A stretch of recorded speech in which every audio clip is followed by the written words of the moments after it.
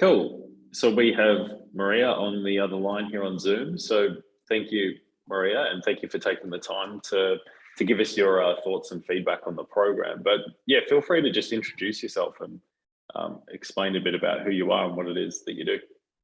Yeah, my name is Mariya Sharif, and I've been working in sort of hospitality, high-end hospitality architecture for the last 15 years, but the bulk of it out of Denmark. Studied out in the US and then moved to Denmark. I got married and moved out there as part of school, and then sort of was part of a startup out there for a period of about 10 years. And then we moved out here to California, and I decided to open my own shop, and needed someone to sort of hold my hand, and so I found Patrick. And I think what appealed to me about Patrick was that I felt like I was talking to a comrade, a colleague, a peer who'd been through many of the same challenges. We sort of spoke on the same wavelength on day one, and so that was really a platform that I felt I could sort of correlate with, but also like learn from. That was sort of it came from a place where I felt like I could understand, and I could also absorb, because not only just been through it, but we're of the same. We both have small children. We both are building businesses, and we both have aspirations for our lives. And so it really felt like a place to sort of build something from. And although I felt like I had experienced a lot, having worked at a startup and built a company that became very profitable in Denmark, so I was part of that. But I just needed that sort of hand-holding to help me to believe in myself, but also to get me focused on making the right decisions at the right time, and having Patrick there, and also the rest of the individuals on the team who are also sort of quite global, actually, all with their various challenges. I think that has provided such an important platform, and also set of friends to just sort of bounce ideas off of, and listen to, and hear. And sort of every meeting, every conversation triggers another thought or another opportunity that I hadn't considered in that moment, or another challenge that I was facing, and really just how other people were dealing with that. And nice. Yeah, cool. So take me through, like, structurally, where were you? What kind of problems were you running into when you came into the program and thought that the program was a good fit? Well, I think that I wasn't sure it was a good fit until I knew that there was good chemistry between you and me, Patrick, and that was enough for me to go, right. It was the right fit, because there's quite a few other ones out there, but the one who sort of spoke the same language as me was you. And also I loved how direct you are, and I also loved that you sort of had a very similar background, so it was, I could really relate to that. But I think where I was at mentally, when I first arrived to the US, I had 2 babies, and I worked for some of the bigger firms around the US, and just hadn't had as good of an experience as I've had in the past. And just sort of, there was something really beckoning me to do better, do more, think differently.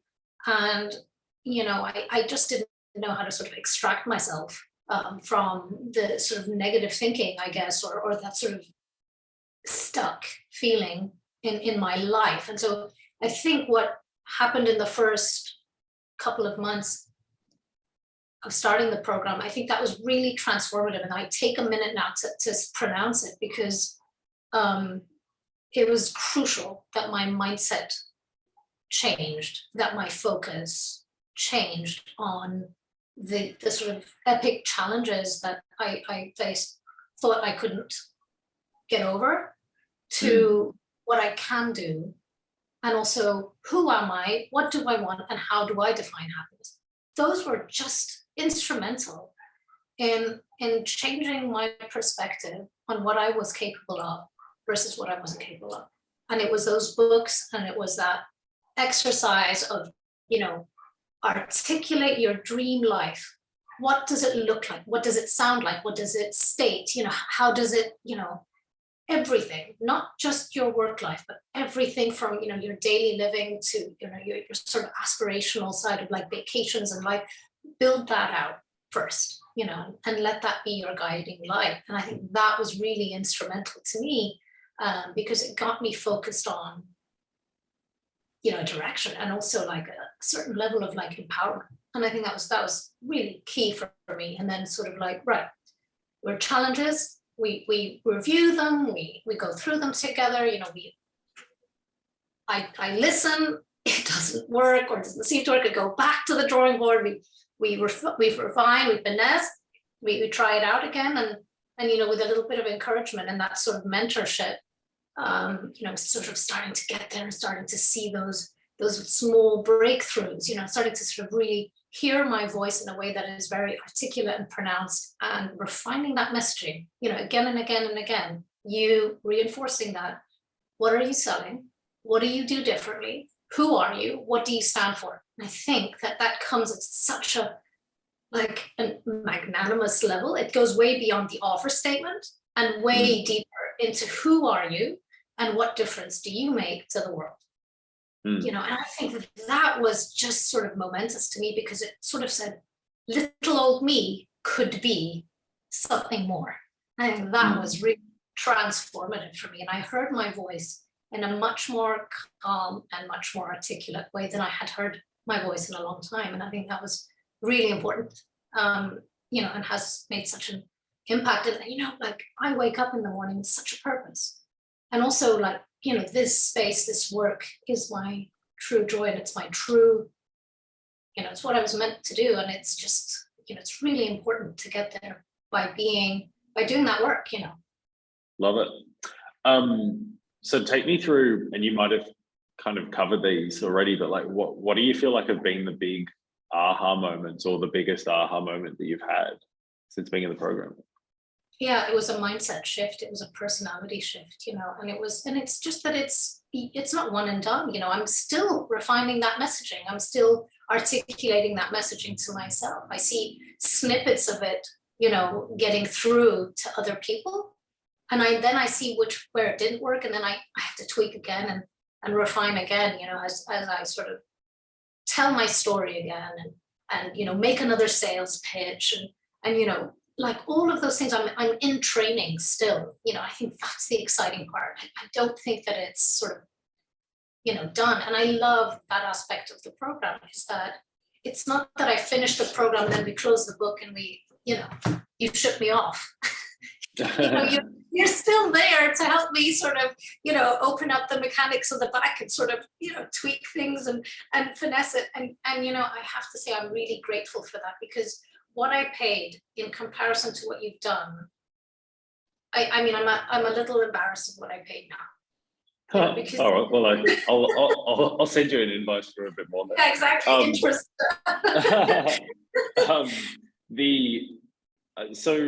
So take me through kind of some of the results and the outcomes that you've experienced. Like how has it impacted?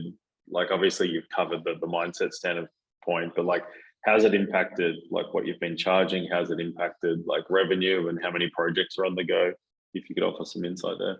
Yeah, you know, I started in 2020 and I had immediately signed a project that would last like 9 months. It was a big project, and that one was I was just sort of flung into, and then after that, sort of that 9 months of intensity, I really started working on the aspects that we were talking about and sort of rebuilding from scratch. And then it sort of serendipitously happened. But I didn't know how to charge. I didn't know how to structure myself, you know, so that was all. I was doing a few projects that were really important because I was learning, but I couldn't charge much, or I didn't feel that I could. So I was learning how to charge better and do that more mindfully. And even though 2021 was, you know, from a financial perspective, I didn't bring in as much as I had wanted. I was doing a lot of building, to the point now that I don't accept projects less than 20 grand, and my projects can last 2 to 3 months. So that was really my one of my goals was to land around 20 grand a month, you know, that was the top dream. And now we're in year 2, and it seems like it's really close to that. It's already now, you know, and it's really that outreach. I realize that every time sort of I do an outreach on Instagram or whatever, it triggers something in somebody along the way, or, you know, someone calls me, oh, you know, I'm in the middle of it and it's not working out, and could I just speak to you about it? and that then lends itself to more interaction and more projects, and more opportunities to pitch the ideas and pitch my offer, and so far it's just been sort of very consistently producing work at that level with a minimum of 20 grand. And now I have a few offers out for over 100, and that's like, momentous to me. I did not think I was giving myself 4 years. Let's just say that. Got it. And like, what do you think? What do you think the structural changes are that allow you to throw out proposals for 100 grand of work? Like, is it's probably a mix of anything, but I'd love to just hear what you think. Is it a combination of having the right mindset of how to think about it? Obviously, the client type plays a massive role. You can't just 5x your price on the same kind of like residential project. So like, would you like to offer some kind of insight into? I really was. I live in Silicon Valley. I'm really in an opportune area to sort of emphasize a sort of luxury product, which is, I really want to do a boutique service that is very elevated. This is not quick architecture. This is very thought through, holistic. We do everything from the landscaping to designing a piece of furniture. At that level of detail, I'm selling an up-leveled product, so I want to charge for that but now I'm better at explaining that. I'm better at showing what they're going to receive. And I have word of mouth referrals with actual written documentation that I share that sort of tells people that, they have felt heard, they have felt looked after, and they have felt captivated by the final product. And that has given me the courage to look across the industry and say, well, for a project of $2 million, industry standard is 10 to 15%. And that is where I base my numbers. And I know that I'm hitting somewhere at 10% right now. I'm building up to the 15. That's my aspiration. And so it's not just 5x. It's really based on an elevated product that I truly believe is exceptional. And also that like tenureship of working in Denmark and building, that skill set for 10 years, and then bringing that over here, selling that and selling even more tangibles where people really see their dreams being realized in a very actual way. Now learning how to sell that without being ashamed, which is what I used to be. Because I was like, well, isn't it obvious? Because it wasn't obvious and I needed to articulate it. And that took me a long time to learn to do. Do you feel like, I feel like this is something everybody goes through. It's just understanding why they can charge what they want to charge based on what the customer actually wants and needs. Do you feel like you're just you've kind of leveled at a deeper understanding of why those prices are now justified, where maybe you couldn't justify them previously? I think what I would feel previously, Patrick, is this feeling of like, I'd rather have the job than make the money, right? Because I was almost ashamed to charge what I knew was my worth. Because as designers and as architects, we're almost like, well, I guess it's okay this time. I guess it's okay this time, because we don't have the courage to explain why and put a number down that we believe that we can live up to, and really like, be very articulate about what it is we're offering and what that, what that sort of final outcome will be and why this price is entirely, founded on fact, and I think it was a shame. I really felt like should I, shouldn't I, and I spent a lot of time in that space, whereas now I know why, and I'm okay if it doesn't work out, because then there's another one and there's another one and there's another one. Nice. And that might tie into the final question, but like, how has the program changed the way that you look at the future of your business? I don't see it as a business anymore. I see it as my life. I see it as hopefully something that the boys will want to be part of when they grow up. I see it as something that will go from beyond, and I know this sounds, lofty, but bear with me. I see it as something that will expand into, products, into, potentially like, sort of shops or some kind of retail element. I see it as becoming a bit of our little empire. Nice. That's I haven't got that kind of answer before. I really like that. But yeah, thank you for taking the time, Mariya, to offer your insights and experience into the program. It's greatly been appreciated. And Patrick, I have dreams. I have big dreams, and you released the dragon in me. Yeah, it's like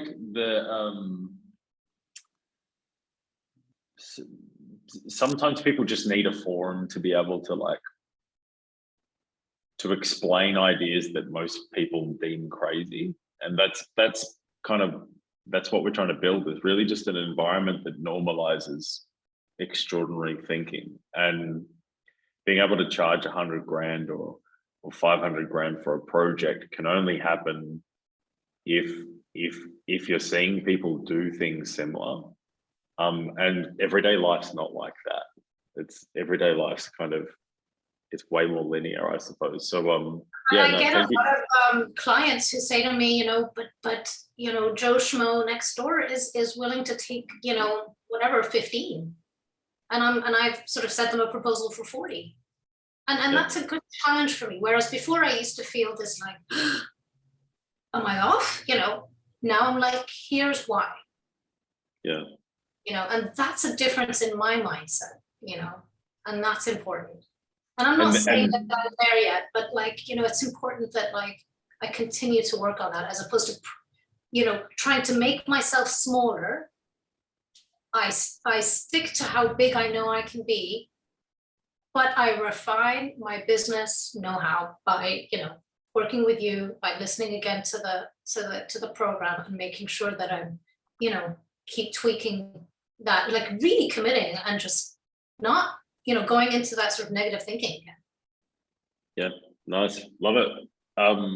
Thank you for taking the time, Mariya, and yeah, we will chat again soon. And yeah, that's it. Thank you for such an amazing kind of insight into the transformation. Thank you, Patrick, as well. If I don't tell you enough, thank you, and thank you for doing this.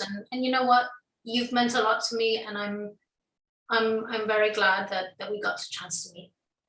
Awesome. Cool. We'll continue the chat anyway, but I'll end the recording there.